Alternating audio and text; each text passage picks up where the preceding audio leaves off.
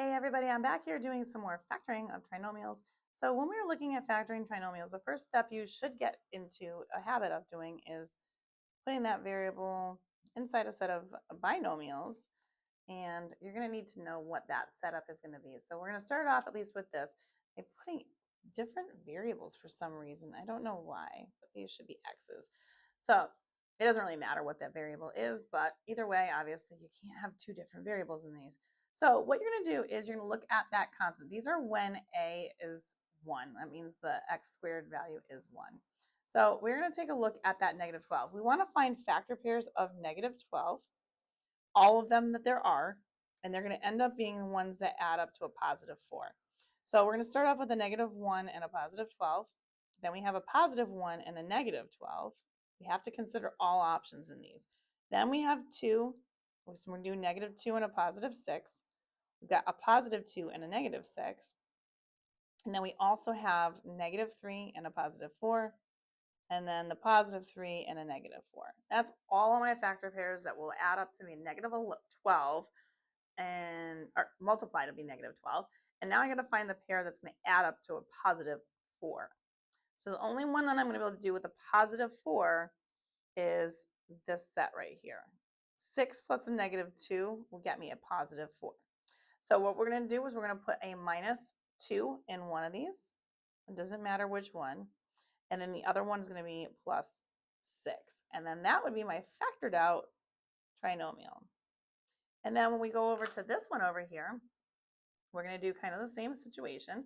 So we are going to set up our binomials, x and x. And then what we're going to do is think about all the factor pairs that are going to get me that negative 8 right here. So we're going to put negative 8 right here. And we're going to go with positive 1 and a negative 8, negative 1 and a positive 8. Oh, wait. Sorry. Positive 1 and a negative 8, negative 1 and a positive 8. We have a 2 and a negative 4. We've got negative 2 and a positive 4. And that's all I've got here. So now I want to look at the setup that is going to get me, when added together, a negative 6.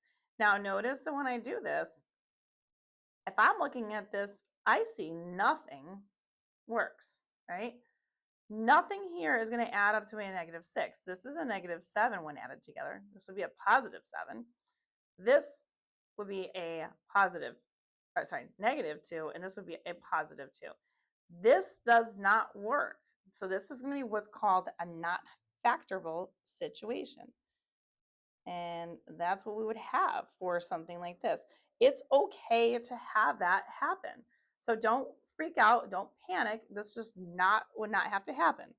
So we're good with that. And that's all we would have to do for this. So these may look like they're factorable, but that doesn't always necessarily mean that that's going to happen. So keep a close eye on something like that. All right, one more last one. We have this one, x squared minus 6x minus 16. So again, looking at this, we're going to set up our binomials, x and x. And we're going to look at terms that can multiply to get me negative 16. So negative 16 here, and we're going to do the whole thing all over again. 1 and a negative 16, negative 1 and a positive 16, a 2 and a negative 8, a negative 2 and a positive 8, and then we have negative 4 and a positive 4, and obviously a positive 4 and a negative 4. So that one's, since it's the same number, we don't have to write it twice. All right, all those are our factor pairs. Now we're looking for the pair that when added together gets me a negative 6. In this case, we go down our line, we see a negative 6 is possible with this combination right here, negative 8 and a positive 2. So we're going to do plus 2 minus 8, and that would be how I factor these out. And so we're good to go. It works. You can also flip these around, so you can say x minus 8 and x plus 2. If you'd like to do that organization, it's fine. If you want more questions like these, find them on my YouTube, Instagram, and TikTok at U1Algebra. All of these are located in the playlist of quadratic functions. Don't forget to save this for later, like it, share it, follow for more, and I will see you soon.